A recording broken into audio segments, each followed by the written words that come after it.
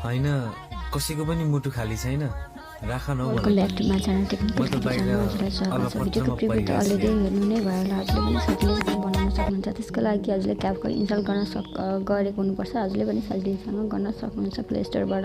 गरिसकेपछि क्यापकटमा क्लिक गर्ने। क्लिक गरेपछि न्यू प्रोजेक्टमा क्लिक गर्ने।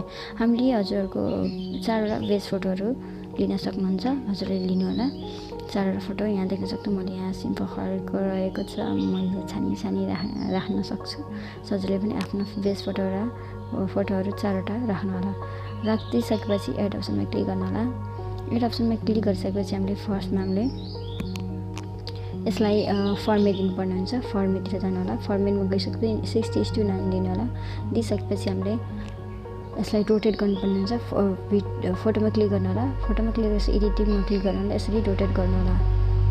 फोटोमा क्लिक गरेर यस प्रकारले रोटेट गर्नु होला। मेरो च्यानलमा हजुरहरू नयाँ हुन्छ मेरो च्यानललाई सब्सक्राइब पनि गर्न नभुल्नु होला, ताकि मैले यस्तो खालको भिडियोहरू ल्याइराख्छु। हजुरले पनि पाउन सक्नुहुन्छ।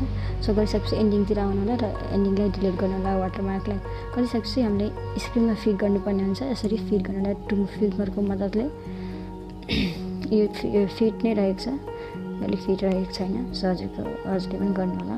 गरिसकेपछि हामीले फोटोलाई ड्युरेसन दिनुपर्ने हुन्छ। फर्स्ट फोटोलाई हामीले ड्युरेसन 8.5 सेकेन्ड दिनुपर्ने हुन्छ।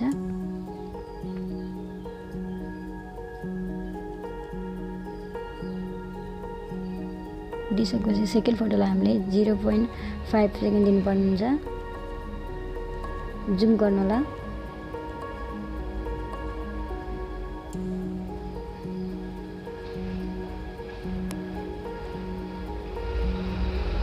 थर्ड फोटोलाई हामीले 0.6 सेकेन्ड दिनुपर्ने हुन्छ।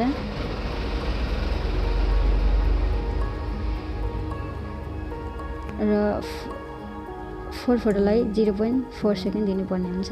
हजुरले मेरो स्टेपलाई फलो गर्नुभयो हजुरको बिट अनुसार मिल्नेछ। 0.4 सेकेन्ड दिइसकेपछि हामीले अब एनिमेसन हाल्नुपर्ने हुन्छ।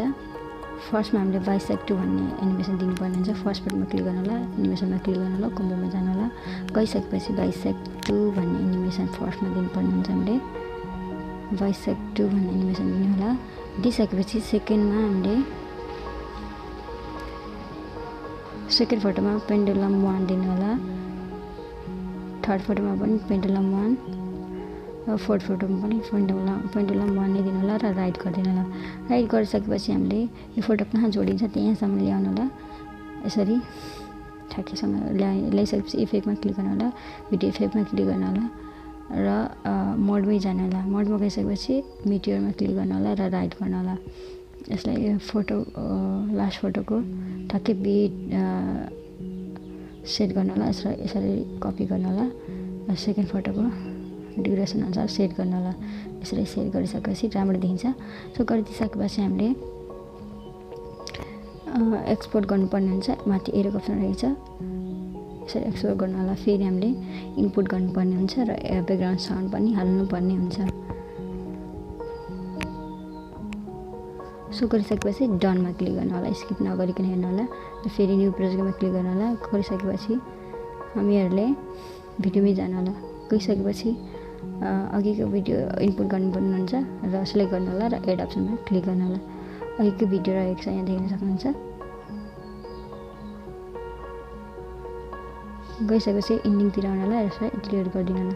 गरिदिइसकेपछि यहाँ देख्न सक्नुहुन्छ हजुरले यसलाई हामीले फर्मेट दिनुपर्ने हुन्छ। फर्स्टमा फर्मेटमा क्लिक गर्नु होला। 9:60 को फर्मेट दिनु होला। दिइसकेपछि फेरि फोटोमा भिडियोमा क्लिक गर्नु होला। क्लिक गरिसकेपछि एडिटिङमा क्लिक गर्नु होला। रोटेट गर्नुपर्ने हुन्छ। 1 2 3 टाइम्स क्लिक गर्नु होला। क्लिक गरिसकेपछि हामीले यसलाई ब्याकग्राउन्ड म्युजिक एड गर्नुपर्ने हुन्छ। एड अडियोमा क्लिक गर्नु होला। एक्सट्र्याक्टमा क्लिक गर्नु होला। क्लिक गरिसकेपछि हजुरलाई ब्याकग्राउन्ड म्युजिक लिङ्क डिस्क्रिप्सनमा दिनेछु। हजुरले यो भिडियो कम्प्लिट हेरेर डाउनलोड गर्न सक्नुहुन्छ र एड गर्नु होला ब्याकग्राउन्ड म्युजिक र इनपुट साउन्ड अनलीमा क्लिक गर्नु होला। यहाँ देख्न सक्नुहुन्छ हैन कसैको पनि मुटु खाली छैन। यहाँ देख्न सक्नुहुन्छ हजुरले मेरो हाम्रो भिडियो तयार भइसकेको छ। सो हजुरले तयार भइसकेको छ भिडियो। हजुरले ग्यालेरीमा सेभ गर्नको लागि माथि एरोको अप्सन रहेछ त्यसमा क्लिक गर्नु होला। Thank you so much. Next भिडियोमा भेटौँला।